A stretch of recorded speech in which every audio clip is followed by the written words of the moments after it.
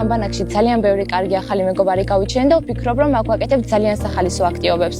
ამ ბანაკმა მასწავლა თუ როგორ ყოფილიყავი თავდაჯერებული, მასწავლა როგორ ყოფილიყავი ლიდერი და როგორ შესულიყავი კონტაქტში. ჩვენ ვართ წამოსულები გოდერძის სასაფლაო ბანაკში, ერთი კვირა რაც აქ ვართ და მართლა ისე გავიდა ეს დღეები, რომ საერთოდ არ გვიქნია, რომ ერთი კვირა გავიდა.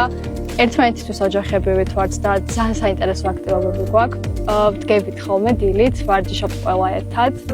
მე ერთად ვსაუზმობთ და ძალიან საინტერესოდ ვატარებთ დროს. ძალიან კარგი მასწავლებლები გვყავს. ჩვენ აქ ვიტარდება ფიზიკის, სამოქალაქო, სპორტისა და მათემატიკის სახალისო აქტივობები. დავდივართ ასევე გავდივართ ლაშქრობებზე და გვაქვს ბუნებასთან უფრო მეტი კონტაქტი. ასევე ჩვენ აქ შეგვიძლია კომპლექსების დაწლევა და ბანაკი გვაძლევს იმის საშუალებას, რომ კიდევ უფრო მეტი მეგობარი შევიძინოთ. მთელი დღე სასარგებლო საქმით ვართ დაკავებულები და ეს ისეთი საქმეა, რომ არც მოგწყინდება და არც მოგბეზდება პირიქით გახალისებენ. საზაფხულო ბანაკი ძალიან მნიშვნელოვანი პროექტია. არაფორმალურ გარემოში ტარდება გაკვეთილები, რომლებიც ბავშვებს აახლოებს ერთმანეთთან, ისინი ეჩვევიან ჯგუფურ მუშაობას, ტარდება ძალიან სახალისო ცდები, რომლებიც შეიძლება ბავშვებმა აი ეს განათლება ვერ მიიღონ სკოლაში ფორმალური გაკვეთილების დროს.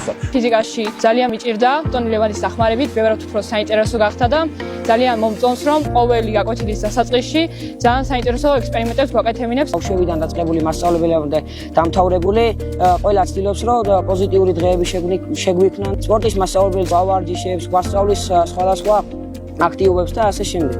პროექტის დაარსებიდან უკვე მესამე წელია ვიმყოფები ამ ბანაკში როგორც სამოქალაქო განათლების მასწავლებელი.